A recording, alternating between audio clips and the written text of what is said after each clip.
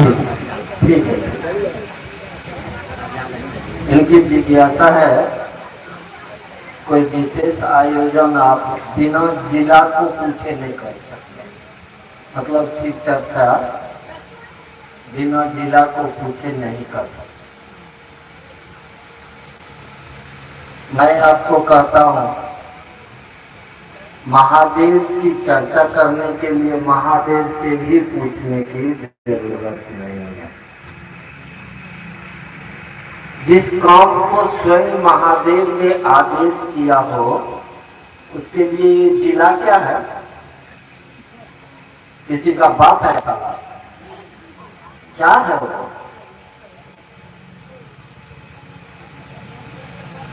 जिला में जो बैठे हुए हैं वो अपनी व्यवस्था लेकर बैठे हैं। शिव चर्चा को रोकने वाले और आदेश करने वाले होते कौन है? वो साहब ने आज तक किसी को नहीं रोका, और कोई जिला में बैठ गया एक व्यवस्था को लेकर, तो व्यवस्था का काम यही है कि व्यवस्था से पूछ के हम चलेंगे, जो हम मुझे वो बोलेगा वो हम करेंगे। जो साहब ने हमको आपको दिया है, इस दुनिया को शिव को गुरु रूप में लाकर साहब ने दिया। साहब ने कहा कि कोई शिव का शिष्य इस दुनिया में होगा, उसके और महादेव के बीच में तीसरा कोई नहीं होगा। जब तक वो महादेव का नहीं हो रहा है, तब तक महादेव और उसके बीच में मैं रहूंगा। जब वो महादेव के करीब हो जाएगा तो मैं भी निकल जाऊंगा। तो इसमें जिला कहां से आया? फलना ढेकना, ये सब अपना पांव पूजने का उपाय कर रहा है। पांव में नहीं पूजाता है। और भी बात है, मैं कहना नहीं चाहता हूं, व्यवस्था पर मैं उंगली नहीं उठाना चाहता, लेकिन महादेव के काम को कोशिश करेंगे उनकी व्यवस्था मैं अपनी ताकत से ध्वस्त करता हूं। हमको डर नहीं है। कारण है जो साहब ने व्यवस्था दिया है, उस व्यवस्था से अलग हटके वो अपनी व्यवस्था बना रहे हैं। वो अपना मान सम्मान, रुपया पैसा, फलना ठेकना के पीछे लोगों को घुमाना चाह रहे हैं। शिव को गुरु मानने के बाद लोग जगत के बंधनों से बाहर निकलेगा, और लोग और भी बंधन में बांधने की कोशिश कर रहे हैं। आप शिव को गुरु माने हैं, आप बहुत सारे बंधनों से बाहर हुए हैं। आप गौर करिए ना, जितना लोग आप शिव चर्चा में बैठे हुए हैं, उसमें से एक आदमी किसी दूसरे से नहीं पूछे होंगे दीदी तो कौन जाए छो, पूछे दीदी तो की खाई गई हो, पूछे।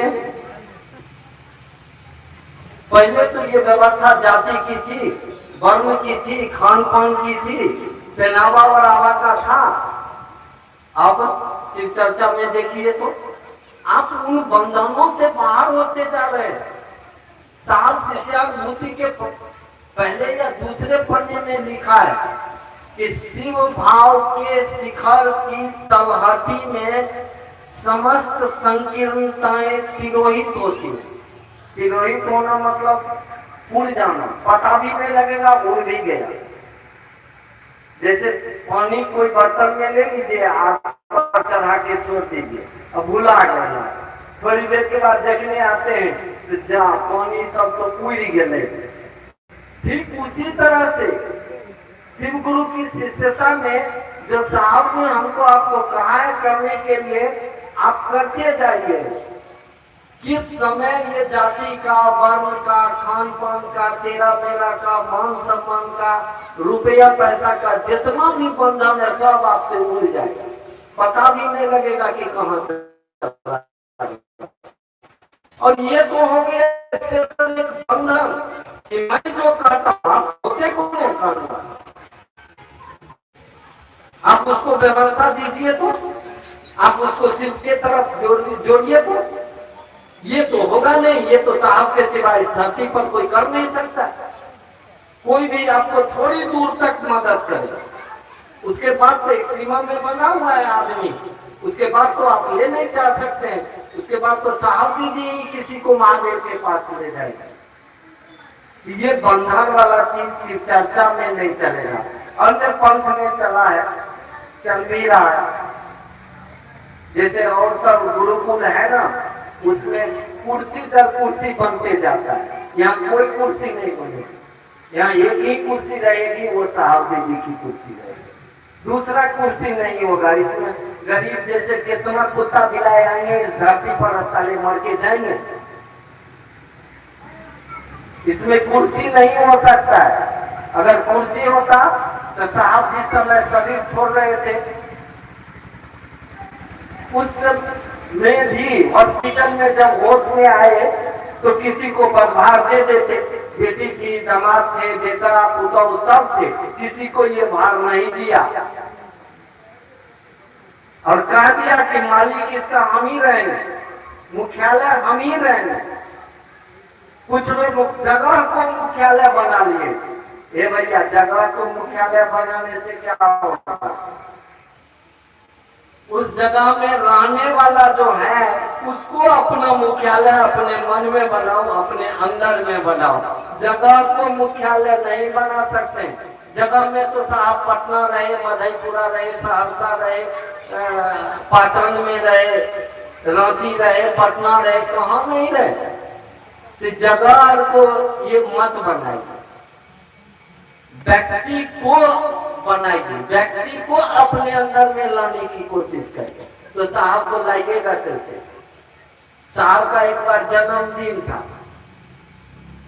तो सब आदमी कुछ कुछ लेके दे रहे थे साहब को। मंडल सर भी आए थे एगो फूल लेके देने के लिए। तो साहब ने कहा क्या दे? कहा एगो फूल लेके दे रहे हैं। अरे कम से कम फूल गोभियों देते तो सब्जी बन जाए।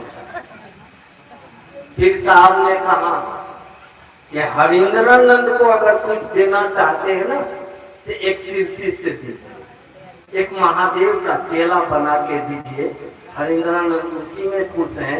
जगत का सामान लेके क्या करेंगे? जगत में तो इतना चीज मुझे मिला था, आज तक घूर के देखने नहीं गए। 500 बीघा जमीन सिवान में था पिताजी का, कभी घूर के देखने नहीं गए। देवघर में टीन के घर में रहते। सोचिए क्या मतलब था उनको, जो कमाए शिव चर्चा में खर्चा करके निकल गए।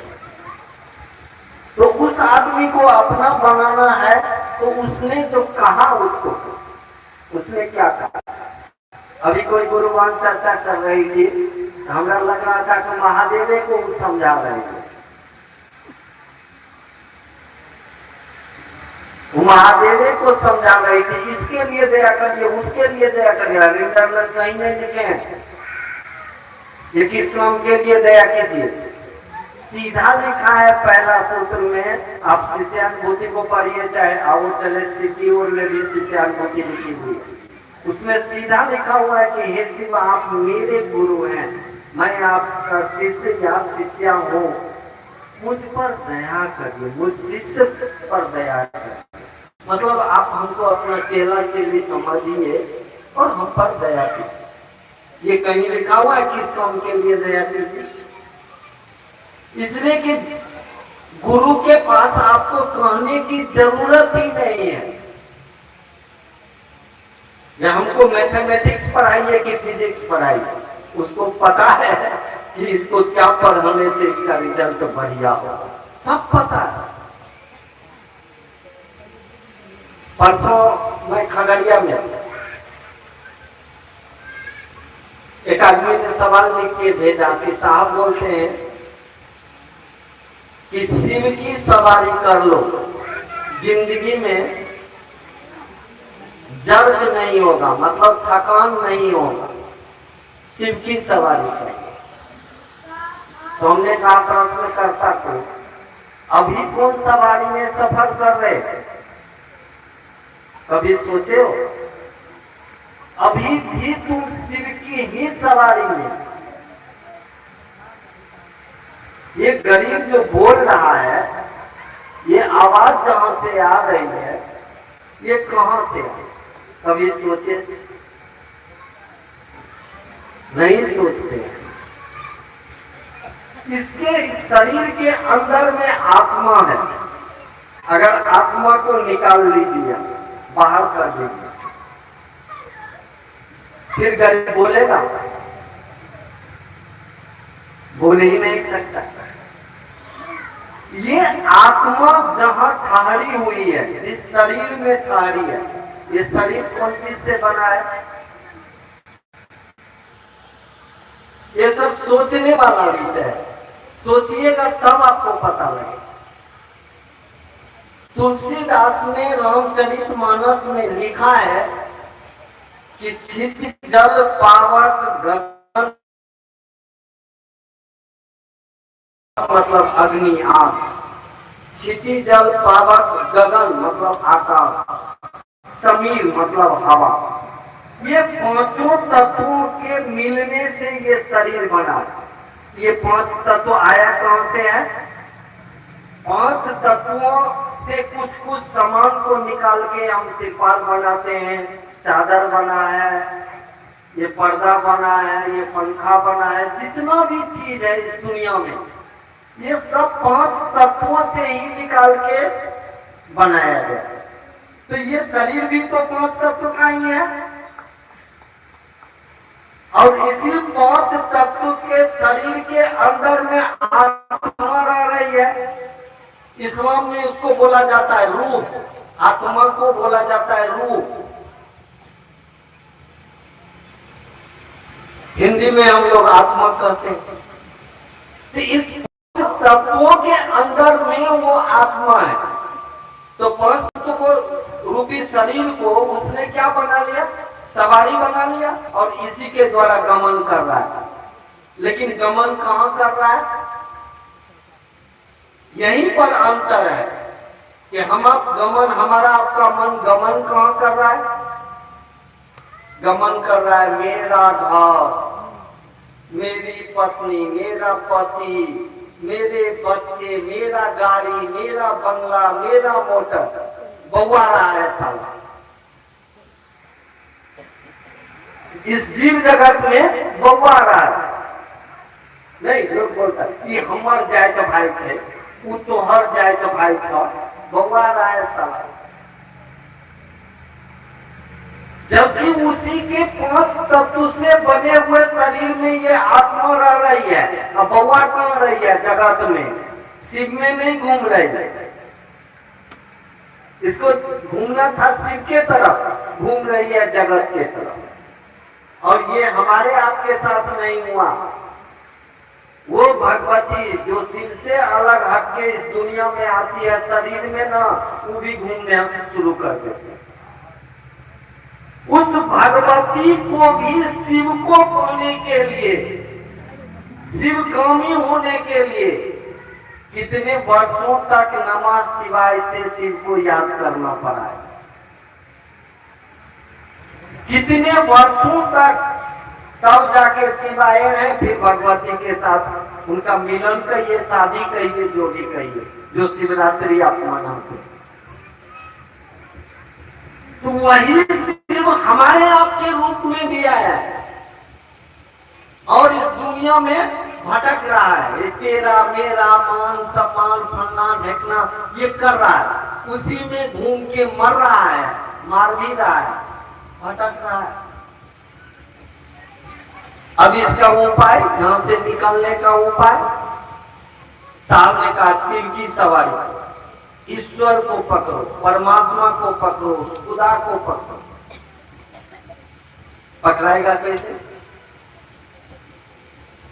बहुत साधारण सा चीज दिया है उसने, कुछ करने की जरूरत नहीं।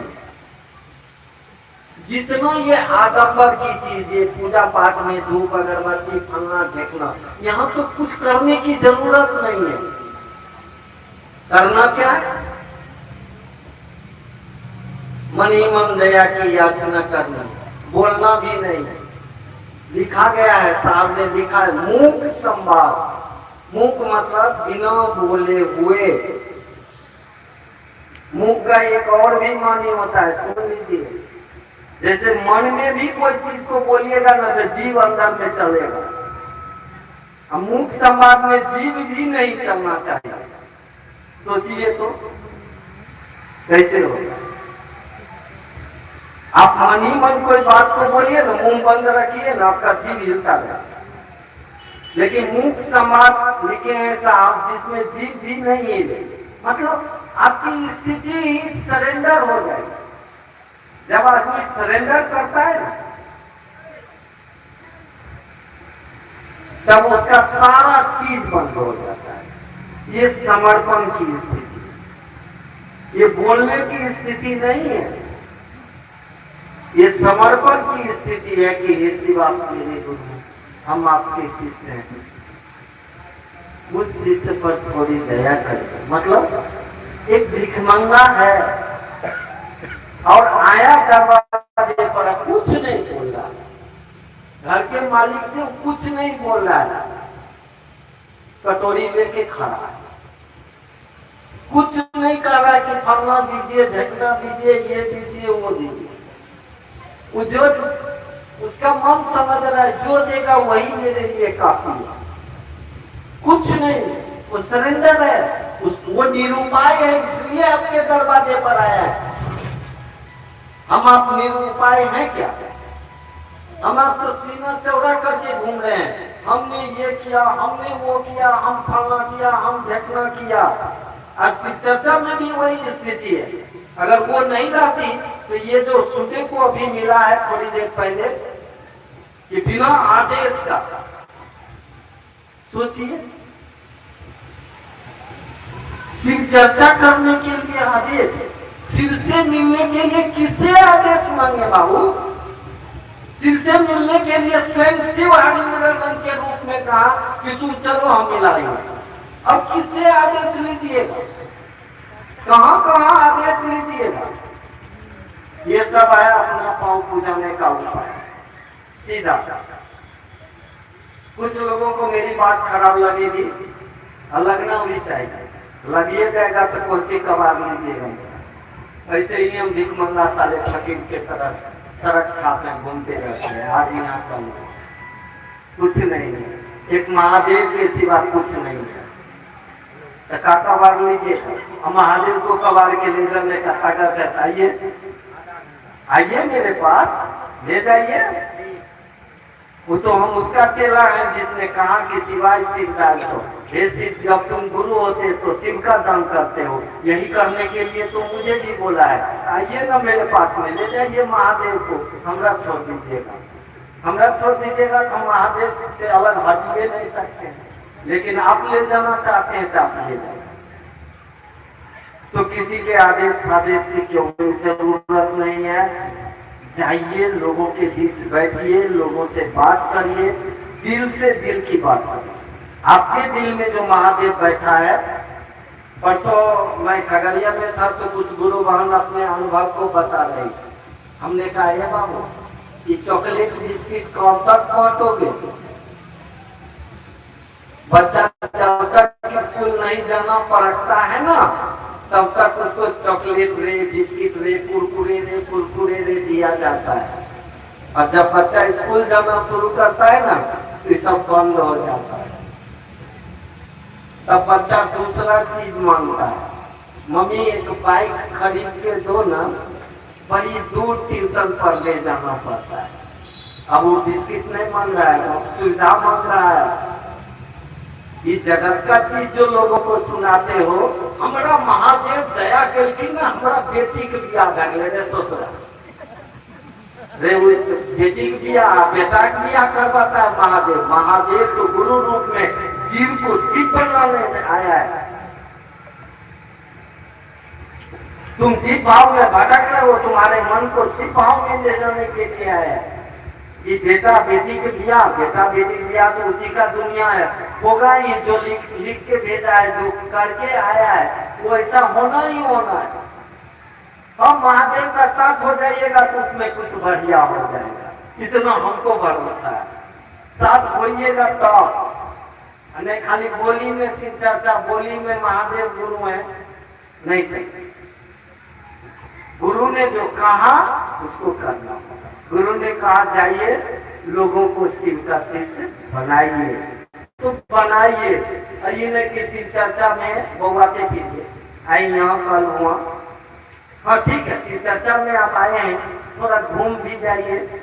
जो लोग नहीं माना है उसको पकड़िए, उसको समझाइए, उसको शिव से जोड़ने की कोशिश करिए, उसको लाइए, उसका मन धीरे धीरे शिव चर्चा में आके समझना शुरू कर देगा।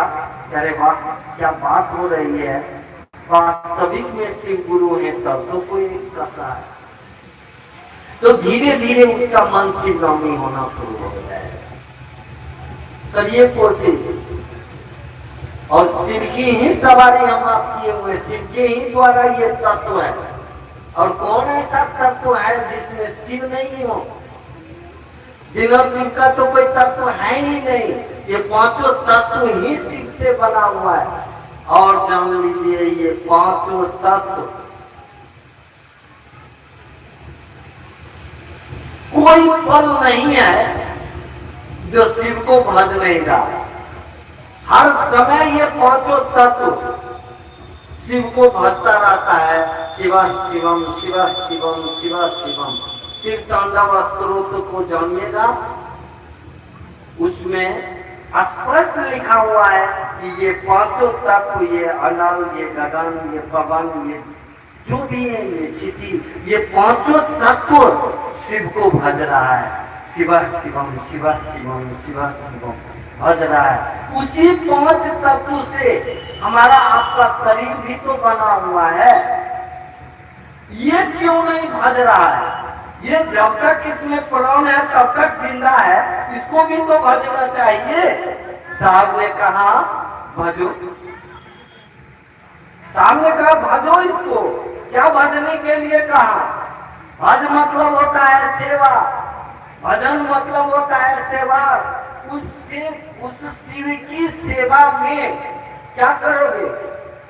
थोड़ा उसकी बात करो, उसके बारे में भजो, थोड़ा उसको प्रणाम करो। जैसे ये पांचों तत्व उसको प्रणाम कर रहा है, तुम भी प्रणाम करो।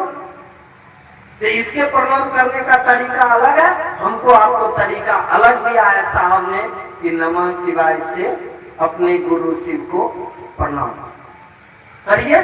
जब मौका लगे, जहां मौका लगे, क्या खाए हैं, क्या पिए हैं, क्या कैसे रह रहे हैं, किस जाति, वर्ण, खान पान, तेरा मेरा में रहने वाले, इन चीजों से महादेव को दूर दूर तक कुछ नहीं लेना देना है।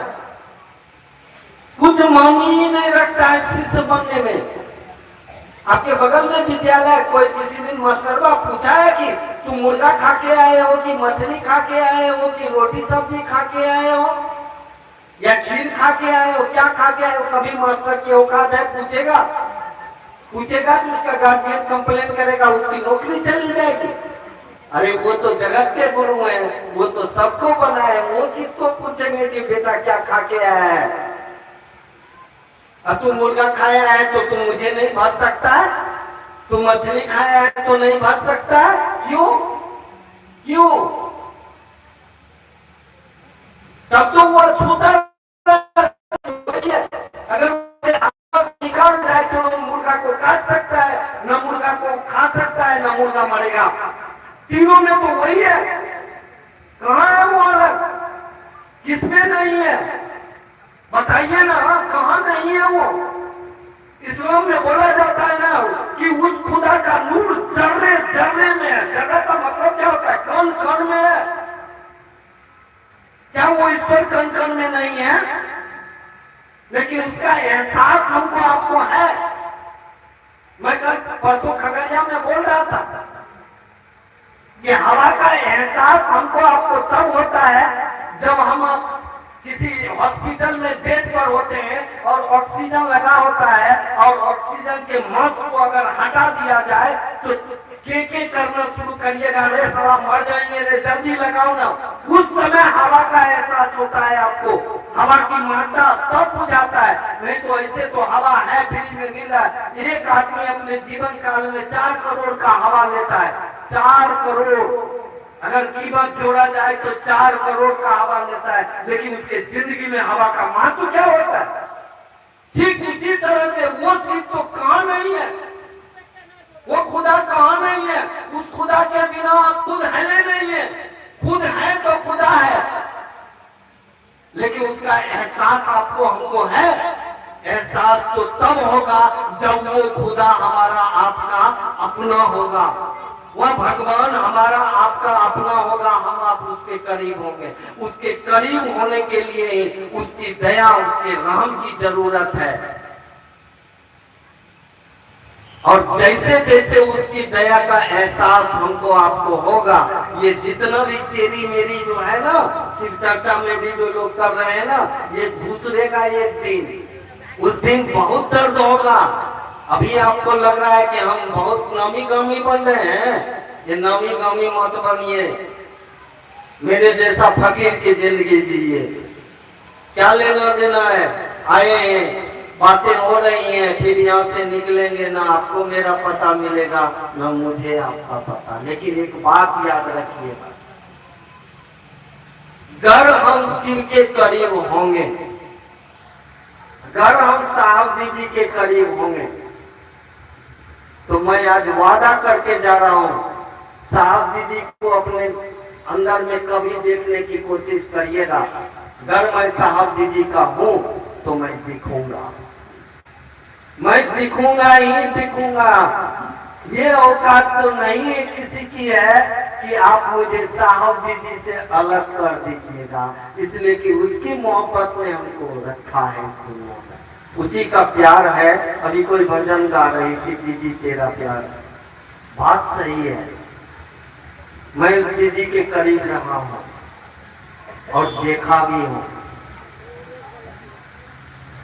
आप रहिए, आप कोशिश करिए, और ये नहीं कि ये सूत्र जो हमको आपको सीढ़ी के रूप में मिला है ना, कि पहले छत पर चढ़ने के लिए सीमेंट वाली सीढ़ी नहीं होती थी, बांस की सीढ़ी बनाई जाती थी। तो छोटा लड़का लोग थे ना, जब मैं भी छोटा था, तो उस समय मेरा घर था, छत का बना हुआ था, ये बांस वाला सीढ़ी बना हुआ। तो एक दिन हम लोग उनका गुल्ली डंडा खेलते थे, तो हम देखे साला इस सीढ़ी में जो लगा हुआ है ना पट्टा, ये बढ़िया बनेगा डंडा। तो साले सीढ़ी को डंडे छोड़ा के गुल्ली डंडा खेलते थे। आज शिव चर्चा में भी वही हुआ। मुझे मेरा बचपन याद आया कि ये 3 सूत्र जो सीढ़ी मिला ना, एक सब तो डंडा छोड़ा छोड़ा के एक लेके पैना की तरह साला घूम रहा है, सीढ़ियां खत्म कर दिया। ये भैया इससे कम नहीं चलेगा, उसको सीढ़ी रहने दीजिए और उसके सहारे चढ़िए। जब तक चढ़िएगा नहीं तब तक कैसे यात्रा होगी हमारी यहाँ। और ये सीढ़ी नहीं, ये साहब के द्वारा दी गई गाड़ी है हम लोगों के लिए। उस गाड़ी में सवार होइए, उस गाड़ी से आप निकलिए शिव की तरफ। इस दुनिया में मेरा मेरा मेरा मेरा मन कह के इस दुनिया में मर रहे हैं आप। जिसे मौत ने नहीं पूछा उसे जिंदगी ने मारा, ये मेरा कह के मर रहे हैं आप। मेरा घर, मेरा बच्चा, मेरा जमीन, मेरा जायदाद, मेरा फलना, मेरा देखना। साहब श्री ने कहा ठीक है, मेरा कहने का आदत है तुमको मेरा कहने का आदत हो गया है, चलो इस मेरा में एक मेरा मेरा भी साथ करो। दुनिया का चीज को तो मेरा कहा, कोई आज तक परमात्मा को जल्दी मेरा कहने वाला नहीं हुआ। कहा तो मात्र झंडा लेके बहु आया कि हमें नटराजे चला कह दिया, ससुरा एक को नहीं बनाया। झंडा लेके चलने से नहीं हो। साहब ने कहा कि इस मेरा को एक जगह और जोड़ो। क्या कर दिया, हे शिव आप मेरे गुरु हैं। मैं बैठा हुआ था पेड़ के नीचे, जितना गुरु मान आई है, बड़ा होशियार लोग सब होते हैं। शिव चर्चा में तो होशियारे नहीं, होशियार है नहीं, वो होशियार में से हो को हटा दीजिए, सियार बचा।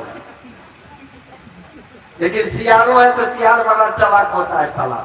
जंगल में आग लगता है तो जलता नहीं है, बहुत तेज होता है, फुर होता है। तो हम देखे कि हमारी गुरु मान मेरा चप्पल, देखिए उसी तरह जैसे के अपने चप्पल को डाला है ना, तो मन के दरवाजे को खोल के उसके अंदर में डालिए मेरा महादेव। साला इससे निकले नहीं हो, निकलने नहीं देंगे तुमको। चप्पल खोने का डर है ना, तो आपके अंदर में एक डर और है कि हे शिव आप मेरे गुरु हैं, मेरा तो मेरा है। इस बात को अपने अंदर में रख लीजिए। हे सूत्र का करिएगा, वो साहबे आपके पास आ जाएंगे। जिस समय आपके अंदर में ये बात ठहर जाए, हे शिव आप मेरे, ये ठहरता नहीं है, आसान नहीं है जितनी आसानी से मैं बोल रहा हूं।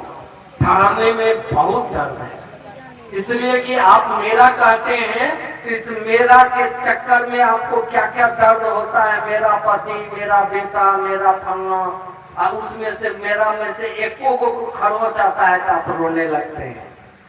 ठीक, शिव भी आपका मेरा होगा। आपके महादेव के बारे में कोई बेबाक अगर कुछ बोल जाएगा, आपको बहुत तकलीफ होगा। क्या बोला रे, क्या बोला मेरे महादेव के बारे में? अभी आपको तकलीफ होता है? नहीं होता। आप चलते रहते हैं, नहीं देता है लोग शिव चर्चा में की रहते हैं, सब पाई करे महादेव। शिव जब आपके अंदर में ठहरना मतलब जगना, उसका वो शिव तो आत्मा के रूप में है ही, वो अपनी शक्तियों के साथ है आपके अंदर में बैठा हुआ। लेकिन सुसुप्त है, जैसे वो जगेगा तो आपको दर्द होगा, तब आप उसके अगेंस्ट में बोलोगे। अभी मुझे बहुत दर्द हुआ है जब आपने कहा कि आदेश लेना पड़ेगा। साहब बोल रहे हैं कि शिव से भी आदेश की जरूरत नहीं है, वो शिव मुझे आदेश कर दिया, मैं तुमको दे रहा हूं, आप किससे आदेश लेने जाएंगे?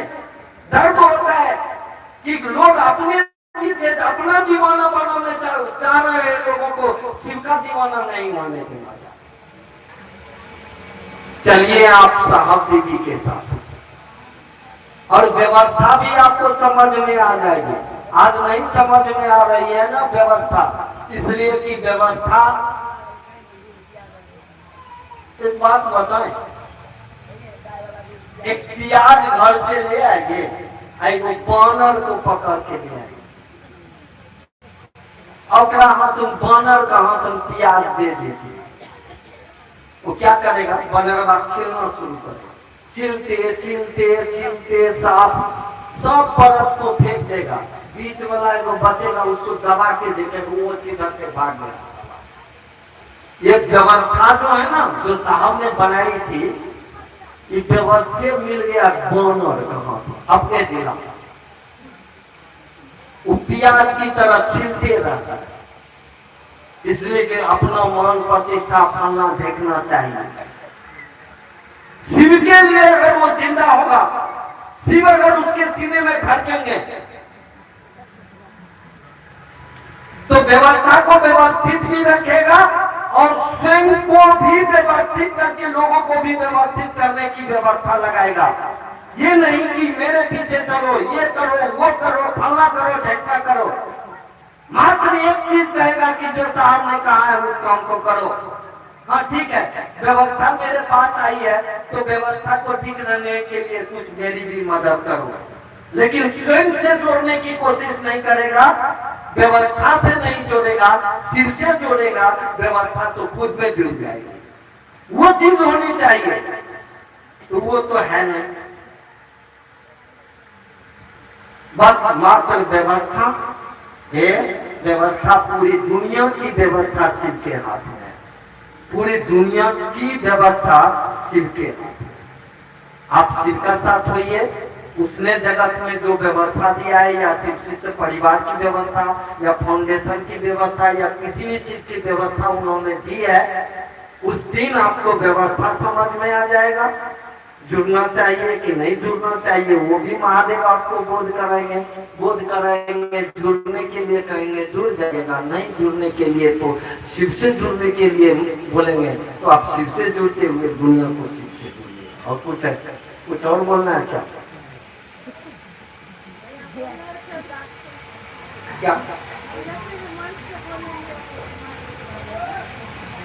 कौन चीज के बारे में? ओह अच्छा, एक कहानी में बताया था। कुछ लोग बोलते हैं ना, अभी कामेश्वर जी भी बोल रहे थे कि जो जिला से जुड़े लोग हैं ना, वो आते हैं ना तो कहते हैं कि ब्लैक लिस्टेड आदमी के साथ नहीं चलने। तो मैं पीछे भी आया था सराय रंजन में, कहाँ गया था पता नहीं, मुझे याद नहीं रहता है, समझे ना। तो उस रोज मैंने एक कहानी कही, आप भी सुन लीजिए। मैं कह रहा था एक फकीर की कहानी। फकीर के पास कुछ नहीं होता है, वो खुदा की दीवानगी में घूमता रहता है। चाहे खुदा उसको माने चाहे नहीं माने, उससे उसको कोई मतलब नहीं, घूमता रहता है। मस्जिद के एक इमाम साहब निकले, उस फकीर पर नजर पड़ी, तो इमाम साहब ने कहा कि आज मैंने जो नमाज खड़ा किया ना, ए फकीर, तुम्हारे बारे में खुदा बोल रहा था कि हम उसका नमाज नहीं स्वीकार करते। तो फकीर जो है ना, खूब जोर से ठहाका लगाया इमाम के सामने और नाचना शुरू किया। तो इमाम साहब ने बोला, रे खुदा जब तुम्हारा नमाजे नहीं स्वीकारता है तो तुम नाच काहे रहा? अब फकीर जवाब देता है इमाम साहब को, सुन लीजिए। कहा है इमाम साहब, हम नाच इसलिए रहे हैं और इसलिए हंस भी रहे हैं, भले वो मेरा नमाज स्वीकारता है कि नहीं स्वीकारता है, मैं एक बात से खुश हूं कि उसकी नजर तो मेरे ऊपर में है, तब तो तुमको कहा उसने। मैं उस फकीर की तरह हूं। लोग बोलेंगे किसके साथ चल रहे हैं, ब्लैक लिस्टेड है, फलना है, ढेकना है, ये बबुआ खूब है, लेकिन उसकी नजर मेरे ऊपर में, इसलिए हम शिव चर्चा कर रहे हैं। जिस दिन नजर उसकी हटेगी, गरीब शिव चर्चा नहीं कर सकते, दिल से दिल की आवाज नहीं पहुंचा सकते। तो भले तुम्हारे नजर में लग रहे हैं कि हम क्या हैं, हम फालतू हैं, ढेकना है, फलना है, कोई फर्क नहीं पड़ता है मेरे ऊपर में, लेकिन उसकी नजर मेरे ऊपर में है, इसलिए मैं लोगों के बीच आता हूँ, लोगों के बीच शिव की बात करता हूँ, फकीर की जिंदगी जीता हूँ, कोई दिक्कत नहीं है। वो खुदा मुझे स्वीकारे चाहे नहीं स्वीकारे, उसकी नजर मेरे ऊपर में है, उस हरिंद्रानंद की नजर मेरे ऊपर में है, इसलिए मैं आप लोगों के पास आता हूँ और आप लोग भी मुझे बैठने का, कुछ बोलने का मौका देते हैं। ये साहब दीदी का नजरिया है, ये आप सबका नजरिया है, आप सबके नजर में साहब दीदी हैं, इसलिए आप मेरे पास बैठे हैं और कुछ सुन रहे हैं, मैं कुछ सुन रहा हूँ। चलिए आप साहब दीदी के साथ धीरे धीरे देखिएगा कि एक एक चीज ठीक होना शुरू हो गया है। कुछ नहीं करने की जरूरत है। मैंने तो देखा था कोरोना काल में, जो भी बोला, जो जिसका भी मन थोड़ा बोला था, हे शिव आप मेरे गुरु हैं, हे उसके घर के एक भी आदमी नहीं मरे। भले मेरा बाप मरा था कोरोना में, लेकिन कोरोना से नहीं मरा, कोरोना से नहीं मरा था। हमारे पिताजी का आंख उलझ गया था। मैं डॉक्टर को बोला 1 करोड़ रुपया दूंगा, अगर बचा सकते हो तो तेरी भी ताकत देखता हूँ, इसलिए मुझे पहले पता था कि इस टाइम में इसको मरना। मैं महादेव का आदमी हूँ, कुछ चीज का तो पता मुझे रहता है, नीचे का कम ऊपर का ज्यादा रहता है। अब चलिए, आप धीरे धीरे आपका मन जैसे जैसे ऊपर चलेगा, साहब दीदी के तरफ चलेगा, आपको भी बहुत चीज का धरती पर पता हो जाएगा। और कुछ नहीं करना है, मैंने कुछ किया ही नहीं इस 22-23 साल में, मैंने कुछ नहीं किया। इतना बुर्बक आदमी है कि महीना में, गर्मी महीना में तो 15 दिन में 1 दिन नहा भी लेते हैं, ठंडा महीना में 3 महीना में 1 बार नहाते हैं साथ। लोग धूप अगरबत्ती से महादेव को खोज रहा है, मैं अपने मन की अगरबत्ती जला के इस दुनिया में महादेव को ढूंढ निकाला। मन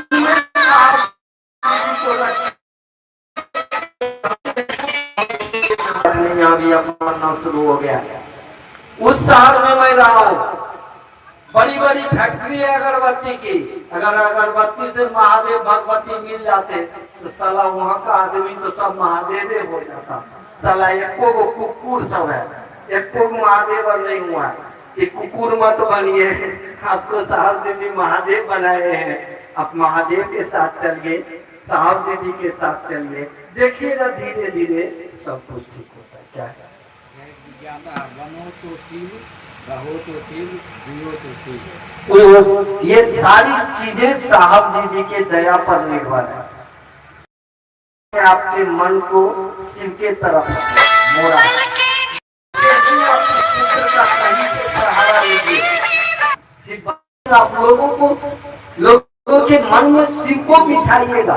शिव को बिठाने का मतलब आप शिव को वहां स्थापित।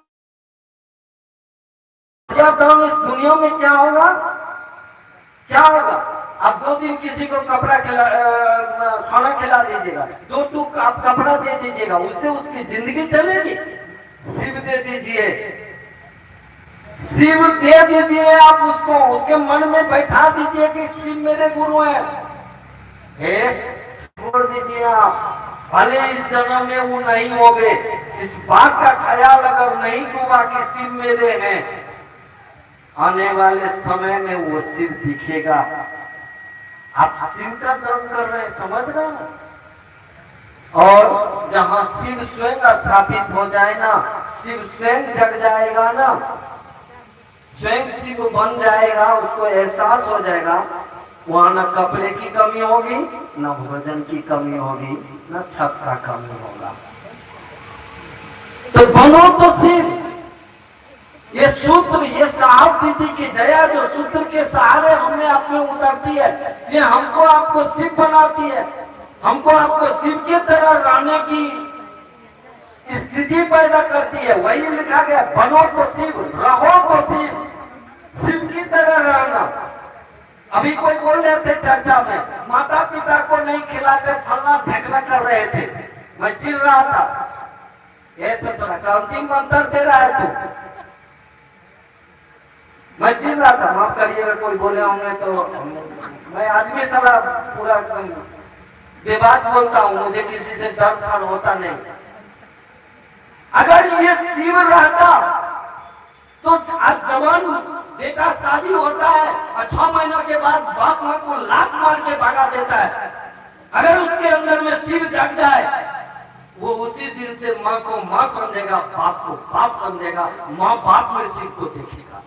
साला शिव नहीं हो रहा है, इसलिए वो जगत के आकर्षण में है, जगत का चकाचौंध उसको दिखता है। मेरी पत्नी, मेरा बच्चा दिख रहा है, मेरा बढ़िया जिंदगी, माँ बाप भुला गया, उसको शिव बनाइए, उसको शिव की तरह रखिए, तो शिव की तरह जीने तो दीजिए, तब देखिए वो क्या करेगा। अभी आप बोली में कह रहे हैं ना, मेरा बाप मर गया, सुन लीजिए, मैं कहानी सुनाता हूँ। आपस में भाई में बंटवारा नहीं हुआ, मेरी उम्र भी 58 साल हो गई है। बंटवारा क्या होता है, मैं 3 भाई हूँ, एक फॉरेन में है, एक कुवैत में है, एक दिल्ली में है, एक मैं यहाँ हूँ। मेरा बेटा 1.25 करोड़ का सालाना कमाता है, 10 लाख का महीना कमाता है, उसका सैलरी है 10 लाख। भाई का 6 लाख सैलरी है 1 महीने का। साले आज तक बंटवारा क्या होता है मैं नहीं जानता हूँ, ये मेरे साहब दीदी की दया है। याद रखिएगा, अगर कोई भी शिक्षक, उसमें शिव की दया को निखार होने दीजिए। माँ क्या होता है, बाप क्या होता है, बहन, आज तो भाई बहन का बलात्कार कर रहा है, साले की कितने दिन में पेपर में पढ़ रहा हूँ, टीवी पर न्यूज में देखता हूँ, लेकिन शिव होने वाला मन जब शिव की दिशा में चलेगा ना, तो अपना क्या पराये भी अपने लगते हैं। शिव चर्चा में तो सब पराये हैं, लेकिन शिव के करीब होते हैं तो चोट लगी तुझको तो दिल ये मेरा रोता है। तब एहसास होता है कि ये दुनिया मेरी है, ये शिव भी मेरे हैं, ये माँ बाप क्या, माँ बाप तो खास उस शरीर से पैदा हुआ है मेरा शरीर। तब उस दिन उसको बुझाएगा और तब इसका एहसास होगा। चलिए बोलिए। हम किस ओर चले, आओ चले शिव की ओर की गुरु भाई गुरु बहन की ओर। जिसने ये आवाज दिया है, आओ कोमा है वहां पर, आओ चले शिव की ओर। किसकी आवाज है? किसने आवाज दी इस दुनिया को? साहब ने कहा कि मन मन क्षितिज से ये आवाज आ रही है, तो साहब ने सुने भाई, साहब ने हम लोगों को दिए हैं। तो जिसने ये आवाज दी है उसके साथ ये आवाज साहब श्री हरिंद्रानंद ने दी है। दीदी तो उनके साथ है, तो आप साहब दीदी का साथ करिए ना।